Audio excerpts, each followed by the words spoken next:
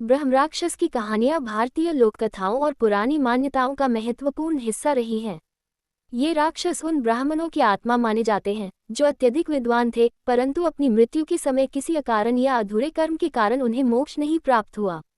ऐसी मान्यता है कि ब्रह्मराक्षसों की आत्माएं बेहद शक्तिशाली और क्रोधित होती हैं।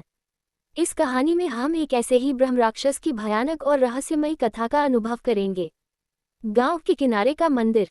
पुराने समय की बात है। एक छोटे से गांव के किनारे पर एक प्राचीन शिव मंदिर था।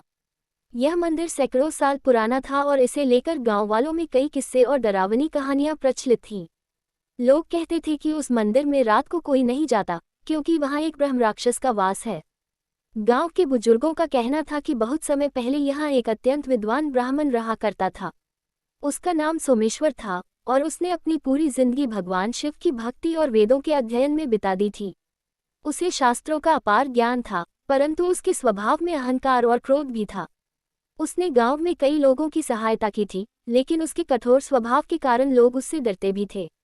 एक दिन किसी अज्ञात कारण से उसकी अकाल मृत्यु हो गई।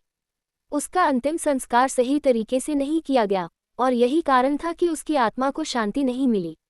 मृत्यु के बाद सोमेश्वर की आत्मा ब्रह्मराक्षस में परिवर्तित हो गई और वह मंदिर में रहने लगी।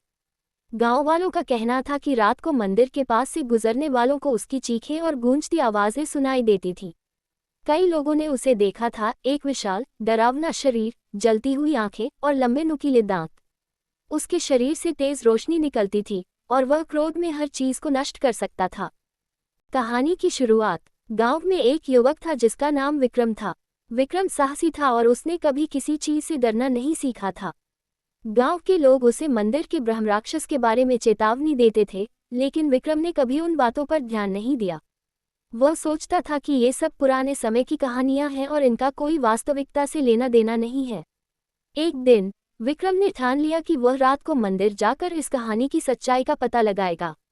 गांव वालों ने उसे बहुत रोका, परंतु उसने किसी की नहीं सुनी। उसने अपनी तलवार ली और मंदिर की ओर चल पड़ा। रात का समय था और चारों ओर सन्नाटा फैला हुआ था। चांदनी की हल्की रोशनी में विक्रम ने मंदिर की ओर कदम बढ़ाए। जैसे ही वह मंदिर के करीब पहुंचा, उसे ठंडी हवा का एक झोंका महसूस हुआ। मंदिर के द्वार के पास पहुंचते ही उसे अंदर से कोई भयानक आवाज सुनाई दी। उसकी हिम्मत डगमगाई, परंतु वह पीछे नहीं हटा। उसने मंदिर का दरवाजा खोला और अंदर प्रवेश किया। ब्रह्मराक्षस का सामना। मंदिर के अंदर घुप अंधेरा था। सिर्फ चांद की रोशनी से हल्की रोशनी छनकर आ रही थी। विक्रम ने देखा कि मंदिर के बीचों बीच एक विशालकाय परछाई हिल रही थी। अचानक वो परछाई विक्रम की ओर बढ़ी और उसकी आंखों के सामने एक भयानक रूप प्रकट हुआ। वह ब्रह्मराक्षस था, लंबे लंबे बाल, जलती हुई आंखें और उसका विशालकाय शरीर विक्रम को निगल जाने की धमकी दे रहा था। विक्रम ने अपनी तलवार निकालकर ब्रह्मराक्षस का सामना करने का निर्णय किया। उसने अपनी तलवार से ब्रह्मराक्षस पर हमला किया, लेकिन तलवार उसके शरीर को छूते ही टूट गई।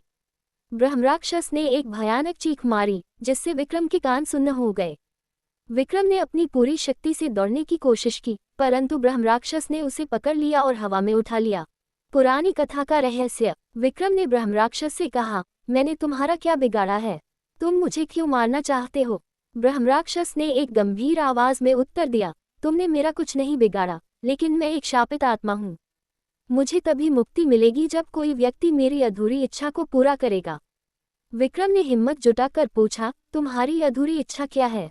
ब्रह्मराक्षस ने विक्रम को बताया कि जब वह ब्राह्मण के रूप में जीवित था, तब उसने एक महान यज्ञ करने का संकल्प लिया था, लेकिन उसकी मृत्यु से पहले वह यज्ञ पूरा नहीं हो सका। जब तक वह यज्ञ पूरा नहीं होगा, मेरी आत्मा को शांति नहीं मिलेगी, ब्रह्मराक्षस ने कहा। विक्रम ने उस पर विचार किया और वादा किया कि वह उस यज्ञ को पूरा करेगा। ब्रह्मराक्षस ने विक्रम को छोड़ दिया और उसे यज्ञ की विधि बताई। मुक्ति की ओर। अगले दिन विक्रम गांव लौटा और गांव के ब्राह्मणों और विद्वानों से सलाह मशविरा करके यज्ञ की तैयारी शुरू कर दी। गांव के लोग, जो पहले विक्रम के इस निर्णय से भयभीत थे, अब उसकी साहसिकता से प्रभावित थे और उसकी मदद करने के लिए आगे आए। यज्ञ के दिन सभी लोग मंदिर में इकट्ठे हुए। यज्ञ के मंत्रों की गूंज और धूप की महक से मंदिर का वातावरण पवित्र हो गया। जैसे जैसे यज्ञ समाप्ति की ओर बढ़ा, ब्रह्मराक्षस की आत्मा शांत होनी शुरू हुई। उसकी भयानक आकृति धीरे धीरे गायब होने लगी और एक दिव्य प्रकाश मंदिर में फैल गया। यज्ञ समाप्त होने के बाद ब्रह्मराक्षस की आत्मा ने विक्रम को धन्यवाद दिया और कहा, अब मैं मुक्त हूँ। तुम्हारी साहस और श्रद्धा ने मुझे इस शाप से मुक्ति दिलाई है। ये कहकर वह प्रकाश की एक किरण में परिवर्तित हो गया और आकाश में विलीन हो गया। अंत। ब्रह्मराक्षस की मुक्ति के बाद गांव का माहौल बदल गया। लोग अब मंदिर में बिना किसी डर के आते थे और भगवान शिव की पूजा करते थे। विक्रम की साहसिकता की कहानियां पूरे गांव में फैलीं और उसे एक नायक के रूप में देखा जाने लगा।